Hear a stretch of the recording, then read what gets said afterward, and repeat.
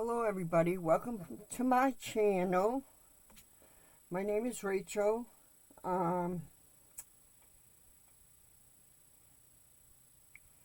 Today I have started a Valentine's Day diamond painting, and as you can see, it's a little boy and a little girl kissing.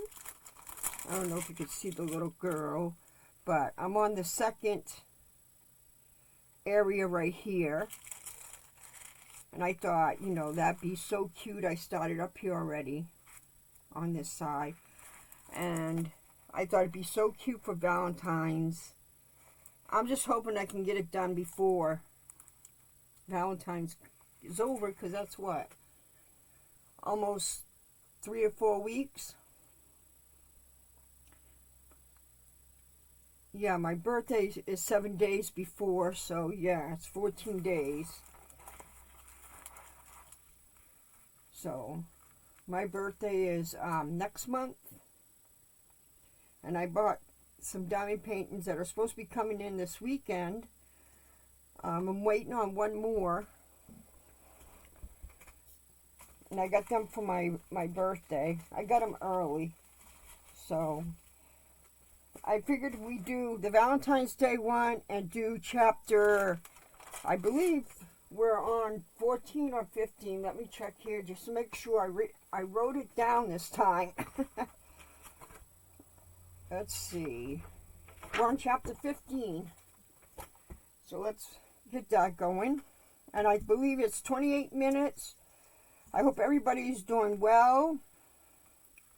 Grab your favorite drink and either color or diamond paint with me, and listen to A Tales of Two City, Chapter 5, and I think the thing's called Knitting.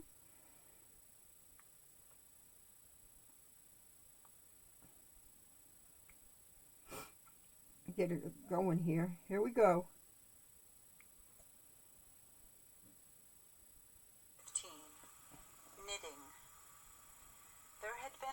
Drinking than usual in the wine shop of Monsieur Defarge. As early as 6 o'clock in the morning, sallow faces peeping through its barred windows had descried other faces within, bending over measures of wine. Monsieur Defarge sold a very thin wine at the best of times, but it would seem to have been an unusually thin wine that he sold at this time. A sour wine, moreover, or a souring, for its influence on the mood of those who drank it was to make them gloomy. No vivacious bacchanalian flame leaped out of the pressed grape of Monsieur Defarge, but a smoldering flame that burnt in the dark lay hidden in the dredges of it. This had been the third morning in succession on which there had been early drinking at the wine shop of Monsieur Defarge. It had begun on Monday, and here was Wednesday come. There had been more of early brooding than drinking, for many men had listened and whispered and slunk about there from the time of the opening of the door, who could not have laid a piece of money on the counter to save their souls. These were to the full as interested in the place, however, as if they could have combined whole barrels of wine, and they glided from seat to seat and from corner to corner, swallowing talk in lieu of drink, with greedy looks. Notwithstanding an unusual flow of company, the master of the wine shop was not visible. He was not missed, for nobody who crossed the threshold looked for him, nobody asked for him, nobody wondered to see only Madame Defarge in her seat, presiding over the distinction of wine with a bowl of battered small coins before her, as much defaced and beaten out of their original impress as the small coinage of humanity from whose ragged pockets they had come. A suspended interest and a prevalent absence of mind were perhaps observed by the spies who looked in at the wine shop. As they looked in at every place, high and low, from the king's palace to the criminal's goal, games at cards languished, players at dominoes musingly built towers with them, drinkers drew figures on the tables with split drops of wine. Madame Defarge herself picked out the pattern on her sleeve with her toothpick, and saw and heard something inaudible and invisible a long way off. thus Saint Antoine in this vinous feature of his until midday. It was high noontide when two dusty men passed through his streets and under his swinging lamps, of whom one was Monsieur Defarge, the other a mender of roads in a blue cap. All adust and athirst, the two entered the wine shop. Their arrival had lighted a kind of fire in the breast of Saint Antoine, first spreading as they came along, which stirred and flickered in flames of faces at most doors and windows. Yet no one had followed them, and no man spoke when they entered the wine shop, though the eyes of every man there were turned upon them. "Good day, gentlemen," said Monsieur Defarge. It may have been a signal for loosening the general tongue. It elicited an answering chorus of "Good day." "It is bad weather, gentlemen," said Defarge, shaking his head, upon which every man looked at his neighbor, and then all cast down their eyes and sat silent, except one man, who got up and went out. "My wife," said Defarge aloud, addressing Madame Defarge, "I have travelled certain leagues with this good member of Rhodes, called Jacques. I met him by accident, a day and half's journey out of Paris. He is a good child, this mender of Rhodes, called Jacques. Give him a drink, my wife." A second man got up and went out. Madame Defarge set wine before the mender of roads called Jacques, who doffed his blue cap to the company, and drank. In the breast of his blouse he carried some coarse dark bread. He ate of this between whiles, and sat munching and drinking near Madame Defarge's counter. A third man got up and went out. Defarge refreshed himself with a draught of wine, but he took less than was given to the stranger, as being himself a man to whom it was no rarity, and stood waiting until the countryman had made his breakfast. He looked at no one present, and no one now looked at him, not even Madame Defarge, who had taken up her knitting, and was at work. "Have you finished your repast, friend?" he asked in due season. "Yes, thank you." "Come, then. You shall see the apartment that I told you could occupy. It will suit you to a marvel." Out of the wine shop into the street, out of the street into a courtyard, out of the courtyard up a steep staircase, out of the staircase into a garret. Formerly the garret where a white-haired man sat on a low bench, stooping forward and very busy making shoes. No white-haired man was there now, but the three men were there who had gone out of the wine shop singly, and between them and the white-haired man afar off was the one small link that they had once looked in at him through the chinks in the wall. Defarge closed the door carefully and spoke in a subdued voice. "Jacques 1, Jacques 2, Jacques 3. Thought it messed up. This is the witness encountered by appointment, by me, Jacques 4. He will tell you all. Speak, Jacques 5. The mender of roads, blue cap in hand, wiped his swarthy forehead with it, and said, "Where shall I commence, monsieur?" "Commence," was Monsieur Defarge's not unreasonable reply, "at the commencement." "I saw him then, messieurs," said the mender of roads, "a year ago this running summer, underneath the carriage of the Marquis, hanging by the chain. Behold the manner of it. I leaving my work on the road, the sun going to bed, the carriage of the Marquis slowly ascending the hill, he hanging by the chain, like this." Again, the mender of roads went through the whole performance, in which he ought to have been perfect by that time, seeing that it had been the infallible resource and indispensable entertainment of his village during a whole year. Jacques 1 struck in, and asked if he had ever seen the man before. "Never," answered the mender of roads, recovering his perpendicular. Jacques 3 demanded how he afterwards recognized him then. "By his tall figure," said the mender of roads softly, with his finger at his nose. "When Monsieur the Marquis demands that evening, 'Say what he is like,' I make response, 'Tall as a spectre.'" "You should have said, 'Short as a dwarf,'" returned Jacques 2. "But what did I know? The deed was not then accomplished, neither did he confide in me. Observe, under those circumstances even, I do not offer my testimony. Monsieur the Marquis indicates me with his finger, standing near our little fountain, and says, "To me, bring that rascal." "My faith, messieurs, I offer nothing." "He is right there, Jacques," murmured Defarge to him who had interrupted. "Go on." "Good," said the mender of roads with an air of mystery. "The tall man is lost, and he is sought. How many months? 9, 10, 11? "No matter the number," said Defarge. "He is well hidden, but at last he is unluckily found. Go on." "I am again at work upon the hillside, and the sun is again about to go to bed. I am collecting my tools to descend to my cottage down in the village below, where it is already dark, when I raise my eyes, and see coming over the hill 6 soldiers. In the midst of them is a tall man with his arms bound, tied to his sides, like this."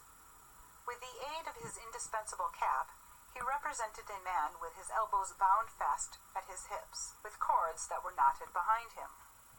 "I stand aside, messieurs, by my heap of stones, to see the soldiers and their prisoner pass, for it is a solitary road that, where any spectacle is well worth looking at. And at first, as they approach, I see no more than that they are 6 soldiers with a tall man bound, and that they are almost black to my sight, except on the side of the sun going to bed, where they have a red edge, messieurs. Only I see that their long shadows are on the hollow ridge on the opposite side of the road, and are on the hill above it, and are like the shadows of giants. Also, I see that they are covered with dust, and that the dust moves with them as they come, tramp, tramp. But when they advance quite near to me, I recognize the tall man, and he recognizes me.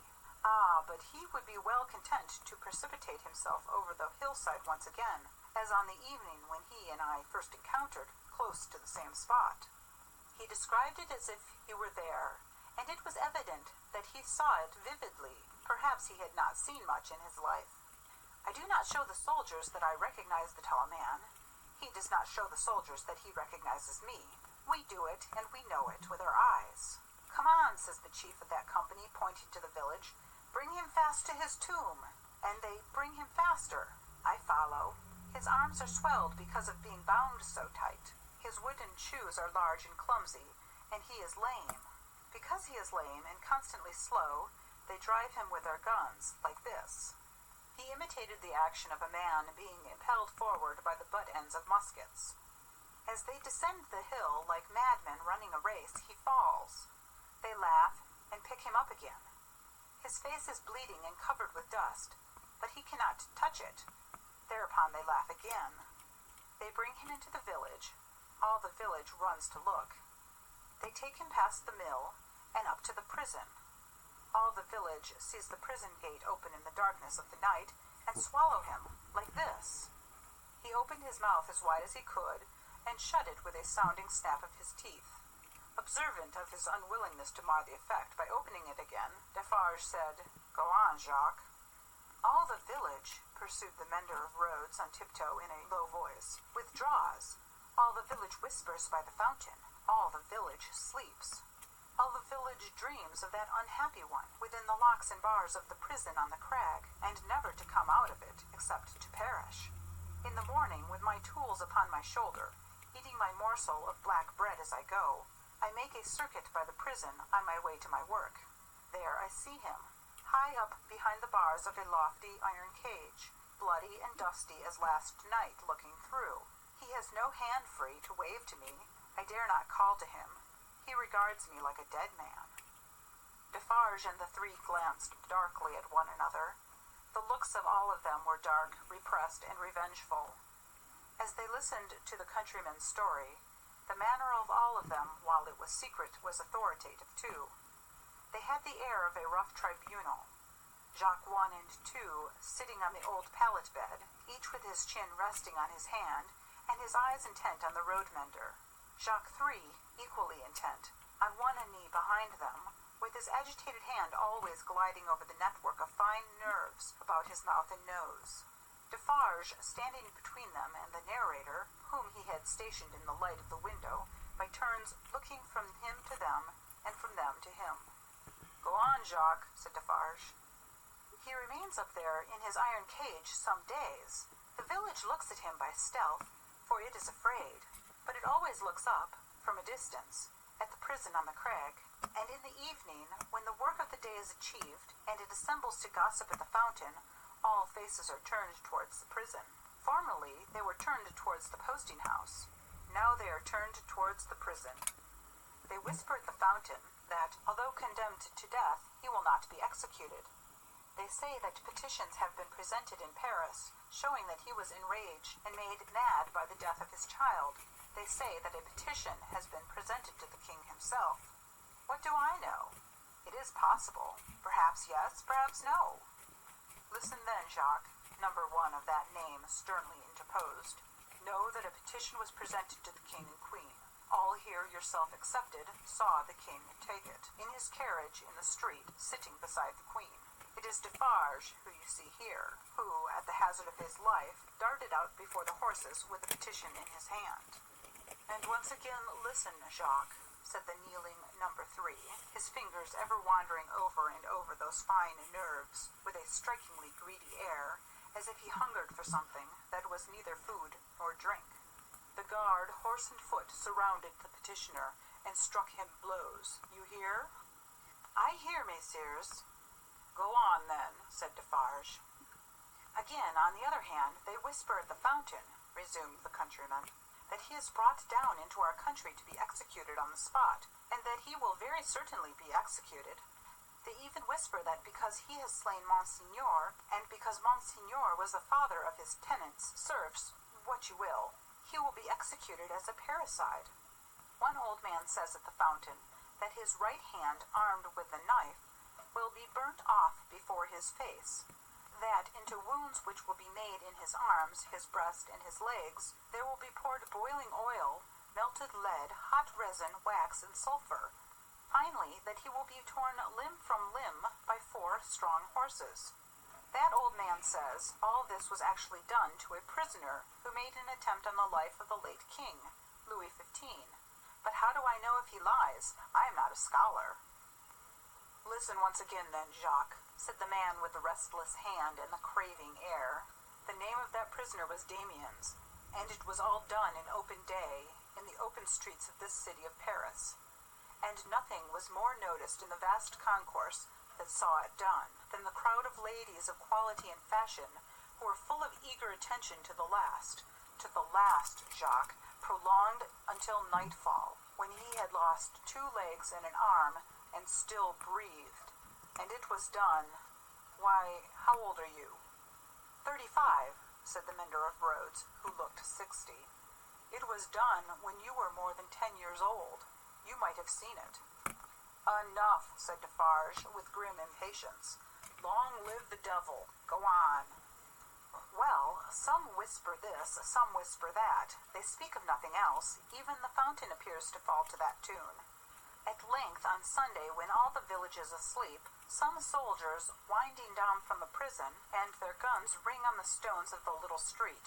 Workmen dig, workmen hammer, soldiers laugh and sing. In the morning, by the fountain, there is raised a gallows 40 feet high, poisoning the water. The mender of roads looked through, rather than at, the low ceiling, and pointed as if he saw the gallows somewhere in the sky. All work is stopped, all assemble there.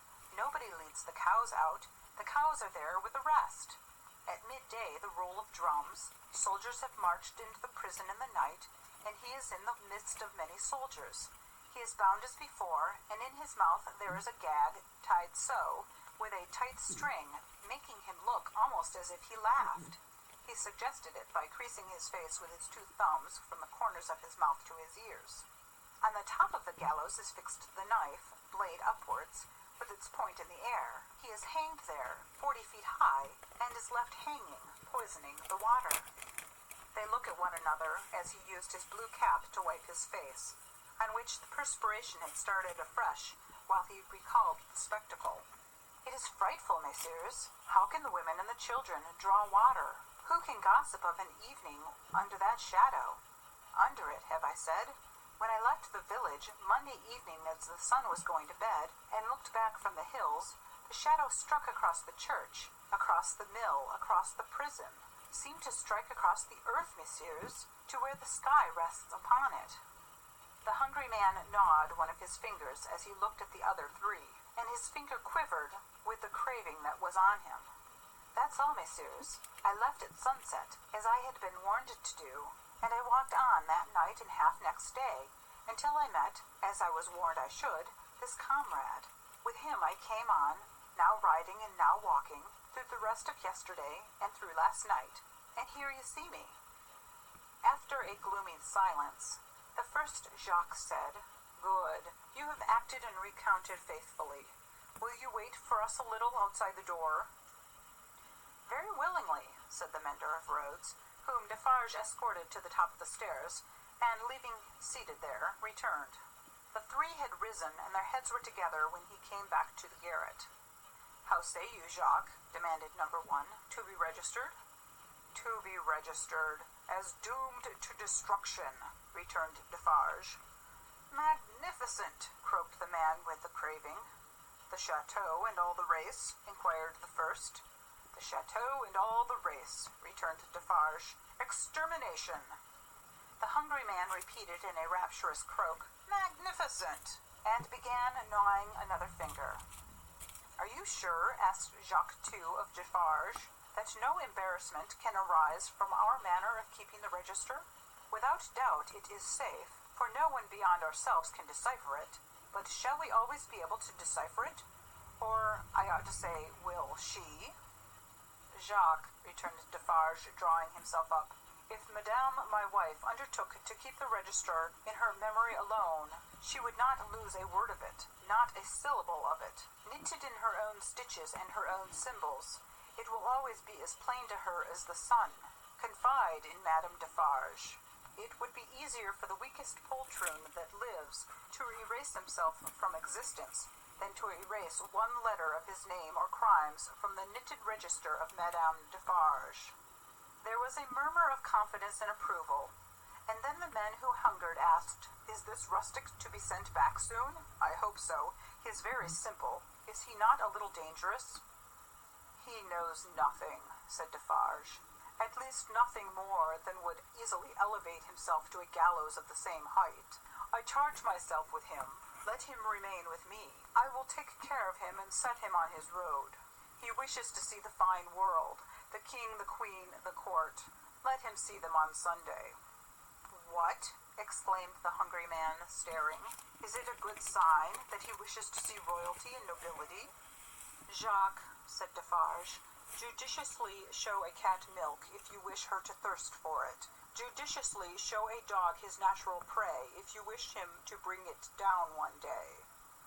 Nothing more was said, and the mender of roads, being found already dozing on the topmost stair, was advised to lay himself down on the pallet bed and take some rest. He needed no persuasion, and was soon asleep.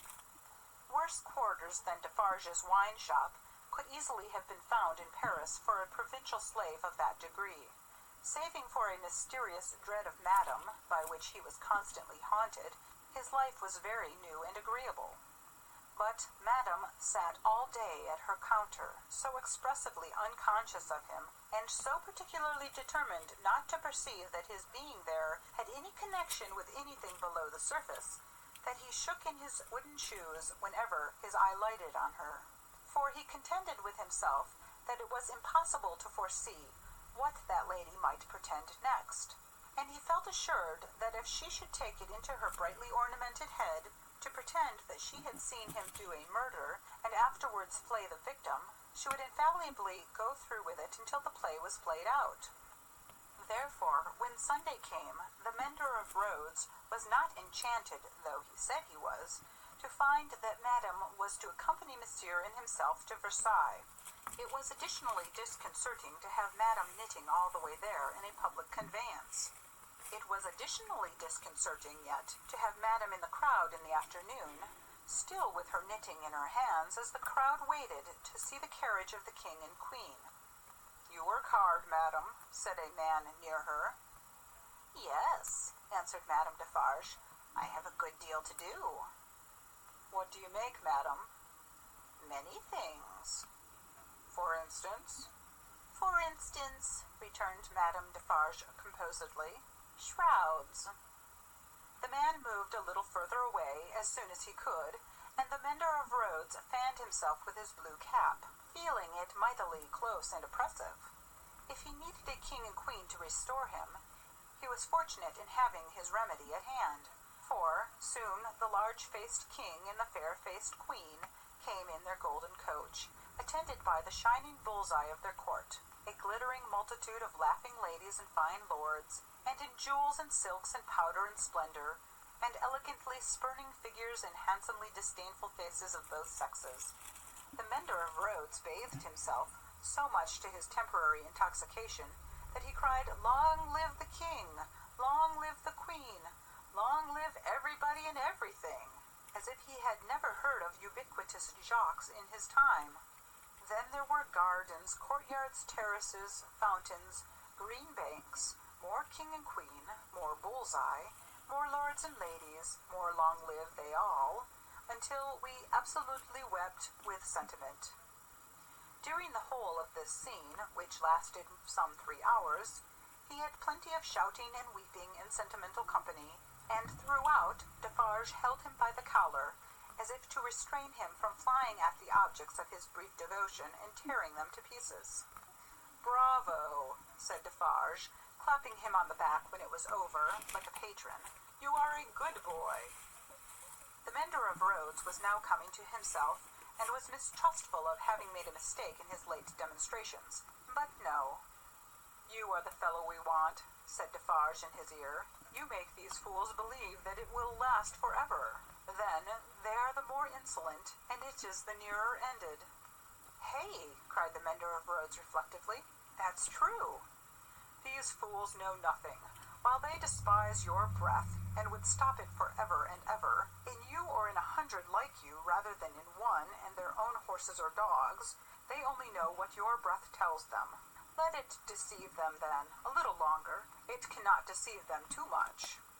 Madame Defarge looked superciliously at the client, and nodded in confirmation. "As you see," said she, "you would shout and shed tears for anything, if it made a show and a noise. Say, would you not?" "Truly, madam, I think so, for the moment." "If you were shown a great heap of dolls, and were set upon them to pluck them to pieces and to spoil them for your own advantage, you would pick out the richest and gayest. Say, would you not?" "Truly, yes, madam." "Yes, and if you were shown a flock of birds unable to fly, and were set upon them to strip them of their feathers for your own advantage, you would set upon the birds of the finest feather, would you not?" "It is true, madam." "You have seen both dolls and birds today," said Madame Defarge, with a wave of her hand towards the place where they had last been apparent. "Now go home." End of chapter 15. So that was the end of chapter 15.